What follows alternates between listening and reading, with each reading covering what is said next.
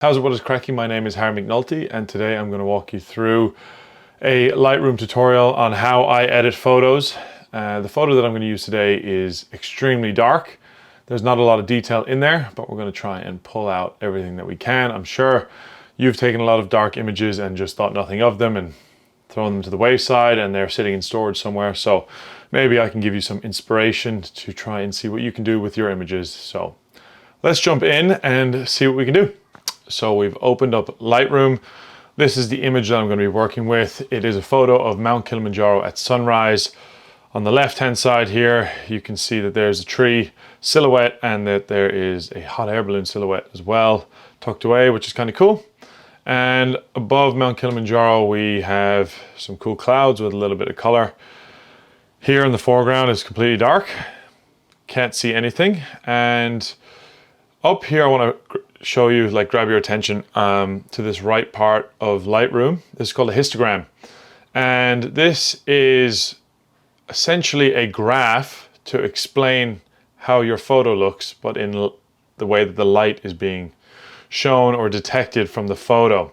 So as you can see, as I run my mouse over the different parts, it's saying different things. So blacks, shadows, exposure, highlights, and whites. So if we were to look at this graph and try to make sense of it, you can see everything on the graph is to the left-hand side, and that's where the blacks are, the shadows are, and then it kind of comes into the middle here, and then it stops. So basically what it's saying is everything here is very, very dark, and there's very little brightness. Now, if I move the exposure, you'll begin to see the graph change as well. So let's make it brighter and brighter and brighter and brighter and brighter. She looks okay, but you can see how the graph is a lot wider. It goes across really nice. Basically what that's saying is that this photo is relatively exposed nicely. Everything from the shadows to the highlights are probably in at the right level, in proportion. Nothing's blown out, nothing's too dark. So that's the first part of Lightroom, and that's one area that you have to look at.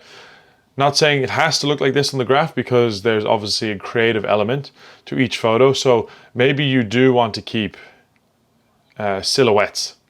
Things then have to be dark. So that is completely up to you.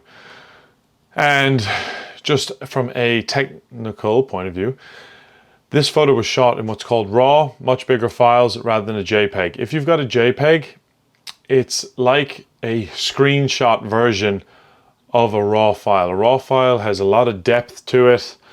It's got all the information that you need, and that's why I can drag this up and it looks okay. With a JPEG, you're going to have very little information to work with. It's sort of like a snapshot, and to be able to drag up the exposure like this, it might be pretty difficult. Not to say that you can't, but the quality won't be as good. So just make sure on your camera you have RAW set up. But yeah, let's crack into the actual editing of this photo. So first thing that I do is I actually go down here, remove the profile corrections, and see it got a little bit brighter there on the edges.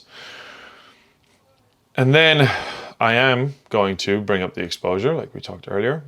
I don't want it the whole way up. I probably just want it right in about there. So maybe 2 stops is what it says here.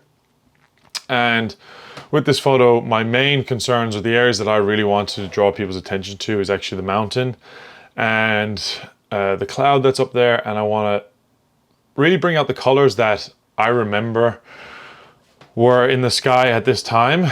It was sunrise, beautiful morning, lots of beautiful color. Here it just seems kind of a little bit flat. So what we're going to do, and what I always do first, is I go to the curve here and I will drop that down. And what we are doing, it's called an S curve, as you can tell by the shape. This curve mimics the same as the histogram from earlier. So on the left side is the blacks and shadows, the middle is the midtones, midpoint, and then on the right side we have the highlights and the whites. So I'm working, as you can see at this, I'm making the shadows darker by pulling it down. The midtones I always mess around with. You can see that the mountain's sort of lighting up a little bit more here. But I just kind of keep it right there in the middle, and then also with the highlights here. So I'm going to boost these a little bit because what I want to do is I want to show where the sun was, make that a lot brighter, bring it across, and sort of use that to lead your eye into the mountain. So right there looks pretty good for now, and then I kind of go in between them as well, and I'll mess around here, and I don't want it too bright, so right there. And it obviously affects the entire image. See how I do this? It like crunches the blacks, as they say, and then down here kind of makes everything a bit flat. So I'm just gonna kind of keep it around there. Sweet. Happy enough with that.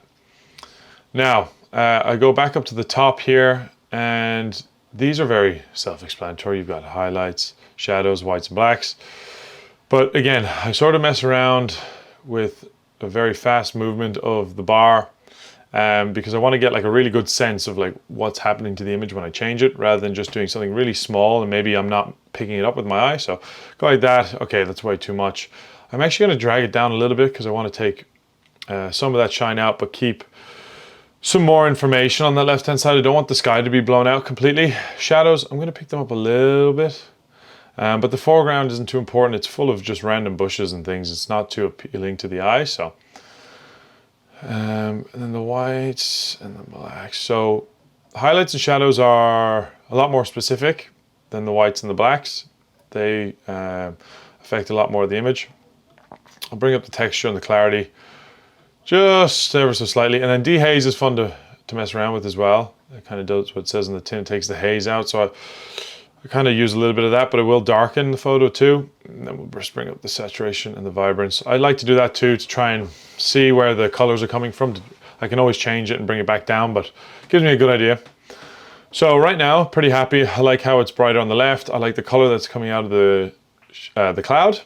And we're getting a bit more texture and a bit more clarity with those little sliders, and things are just starting to come together. You can hit on a Mac, the slash button. And as you'll see here, that shows you what it was when I was starting the edit to now. And it's always nice to refer back so you can make sure that you're editing in the right direction from what you had planned in mind before, and you're not going off on a tangent. So yeah, pretty happy with that so far. And what I'm going to do now is start to play around with color science and start bringing in those colors that I really loved seeing in the morning. And we're going to use the white balance up here.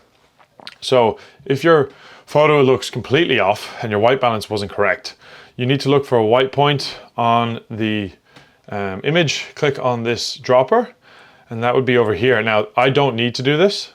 I'm happy with the colors. I'm actually going to change the colors themselves, but if I click on that, it will automatically rearrange these sliders to bring it to what the colors should look like. But you can see that there was a bit of change.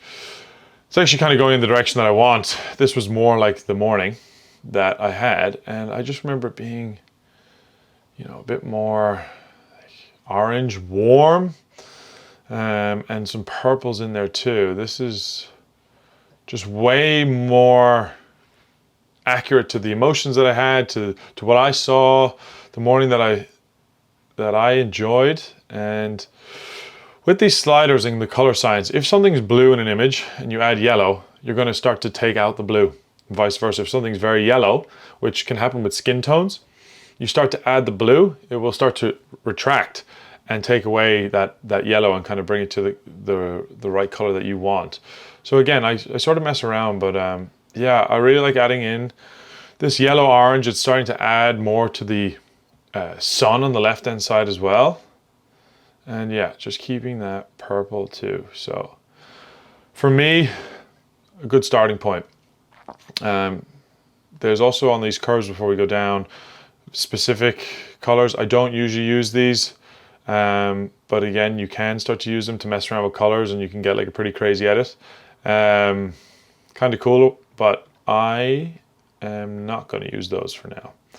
This one white curve controls all those colors in one, by the way. Okay, so this is the most important part of the edit to make it the way that you want it to look. This is the HSL slider, and this is all of your colors coming into one place. So I mess around from 100% to minus 100. I want to see what gets affected where and how much. And you can see that the reds are kind of just across the mountain there. I'm going to bring them down a little bit. This first one is the hue, so how the color is portrayed. Again, bringing it down with the oranges. You can see at the front in the bushes here, it's actually yellow which is getting picked up rather than green. You would think that this is green, but no, it's seen as yellows in the camera's data, and I want to keep them green. And then the green is affecting, but maybe not as much as you would think. Blues, usually get some blues and aquas in the sky, not as much here. And then we'll go, the purples are going to get affected, kind of keep them the same. And then yeah, magenta's kind of having a big hold here.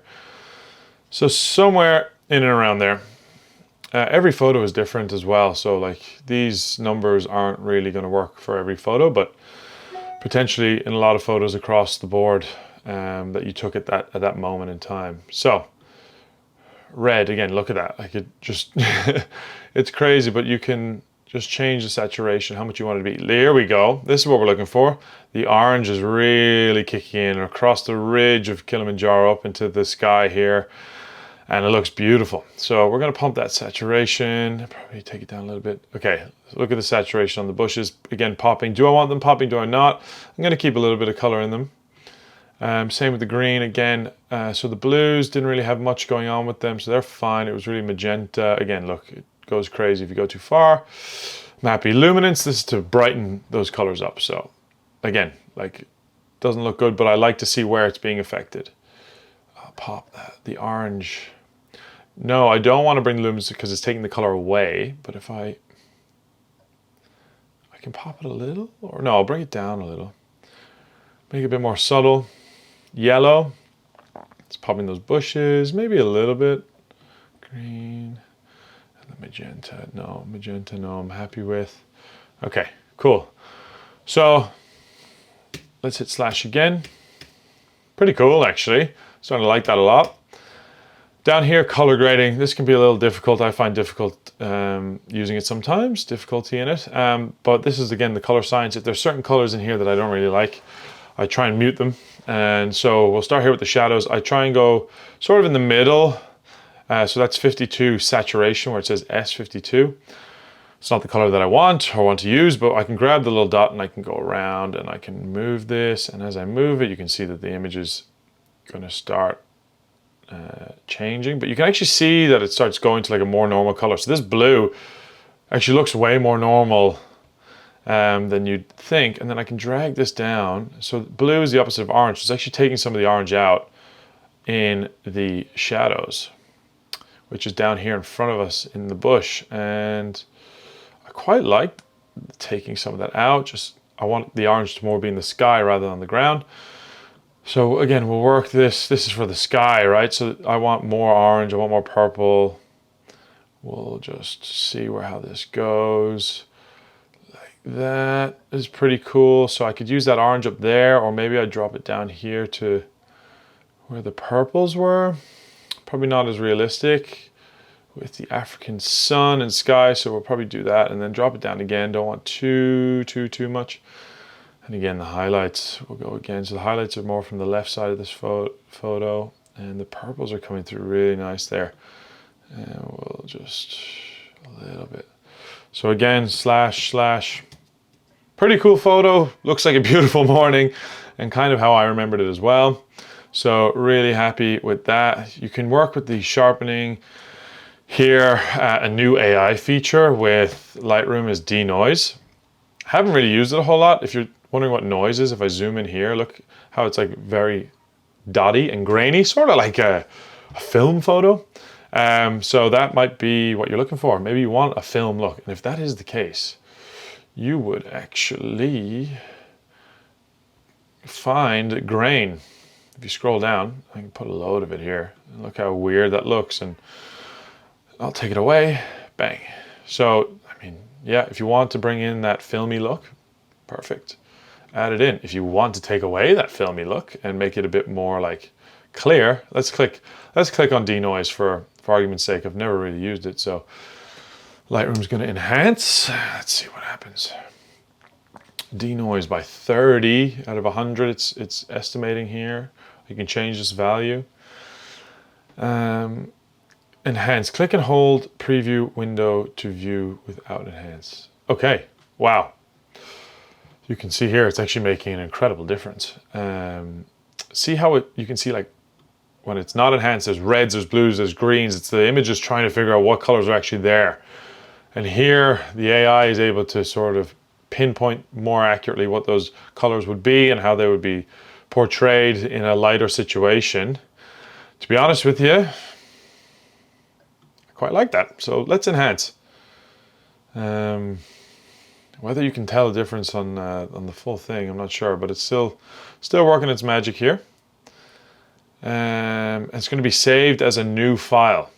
Okay, so look, it might save it as a new file here. If that's the case, I'll just keep working on the same file with what we had earlier, but let's see what happens here. Okay, so the AI denoise has happened. It says that it's been applied to the photo. Whether or not you can tell a whole lot of difference, not entirely sure. It looks a bit better.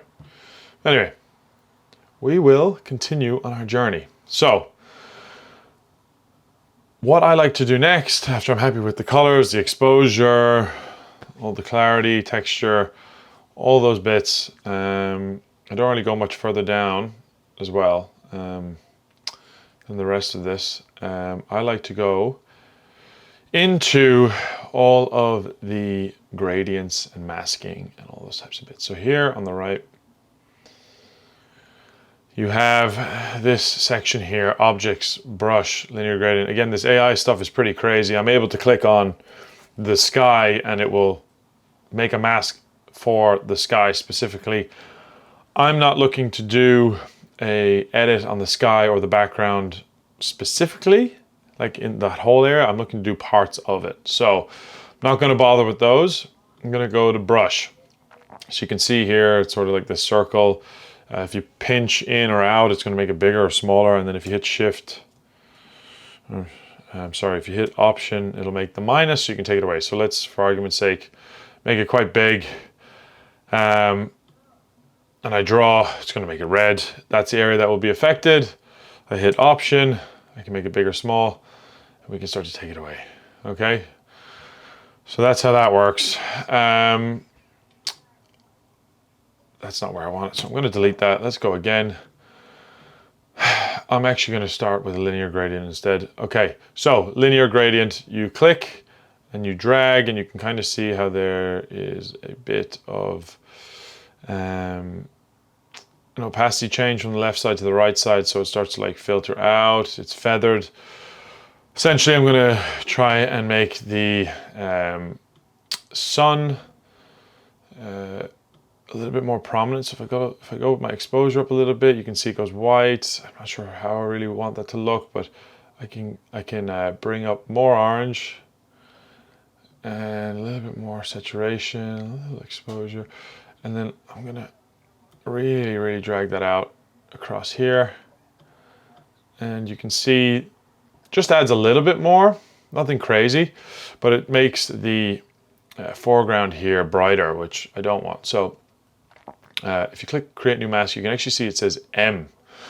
So I can click M, and it's gonna make a new mask, and it's the linear gradient like I want. And I want to bring the attention to the viewer's eye back to that mountain. How am I gonna do that? I'm gonna take away that brightness I just added to the foreground. I'm gonna make that darker, but I'm also pointing it at an angle that goes towards the mountain, like that, all right? We're gonna do the same thing. Click M again. Same thing here, all right? I'm gonna bring that down on the right-hand side. And then we're just gonna mess with the angles and things like that, just to ever so slightly bring the eye in. I then want to do the brush. So brush is actually K. If you click space, it will allow you then to zoom in if you've got a gradient open. I want to zoom in, and I want to paint onto the mountain. And why do I want to do that? I want to kind of bring out a bit more clarity. Okay, I want to zoom back out again. Click space, And again, and we can go a bit more rogue here. Across the way, let's see. Grant some of that. Maybe make the mountain pop a little bit more, a little bit more contrast.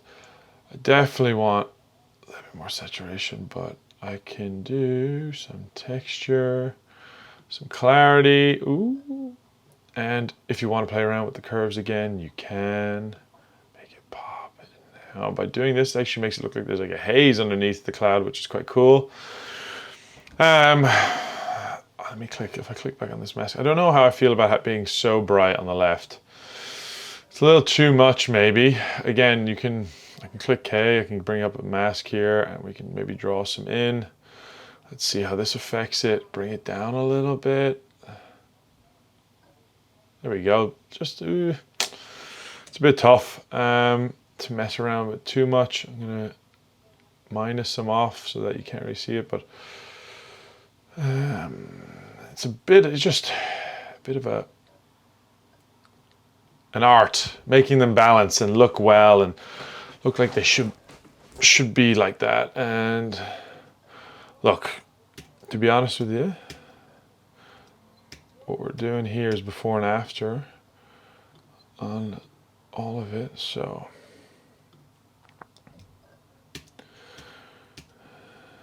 this is before I started adding all the gradients, and this is after. So you can see a little bit more definition, less in the corners. And I'm pretty happy with that. There's not much more else I would do if this photo wasn't straight. It actually is level. I can click on this part here and we can go up and down like that, which I don't want.